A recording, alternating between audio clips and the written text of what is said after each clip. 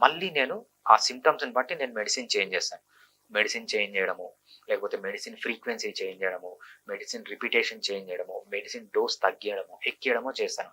కొన్ని ఇటరేషన్స్ తర్వాత maybe 3-4 months లేకపోతే అట్‌లీస్ట్ మినిమమ్ 6 మంత్స్ గన ట్రై చేస్తే మీకు కష్టాలున్న ఆ కష్టాలను ఎదుర్కొని మీరు ట్రై చేస్తే హోమియోపతిలో సక్సెస్ అయ్యే ఛాన్స్ చాలా ఎక్కువగా ఉంటుంది.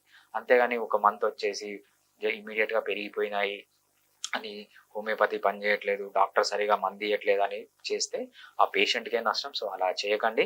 ఒక్కసారి సైకియాట్రీ ప్రాబ్లమ్ ఏదన్నా ఆటిజం గానీ, ఏడీహెచ్‌డీ గానీ, లేకపోతే స్కిజోఫ్రీనియా గానీ ఏదన్నా వస్తే కొంచెం నెగెటివ్ సింప్టమ్స్ తీసుకోవడానికి పేషెంట్స్ రెడీగా ఉండాలి.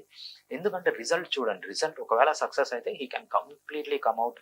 ఏదైతే ఈ అలోపతిక్ మెడిసిన్స్ ఉన్నాయో దాని సైడ్ ఎఫెక్ట్స్ లేకుండా హోమియోపతి పైన లైఫ్ లాంగ్ మెయింటైన్ చేయడం గానీ, ఒక్కొక్కసారి హోమియోపతి మెడిసిన్స్ లేకుండా గూడా కంప్లీట్‌గా క్యూర్ అయిన పేషెంట్స్ కూడా చాలా మందున్నారు.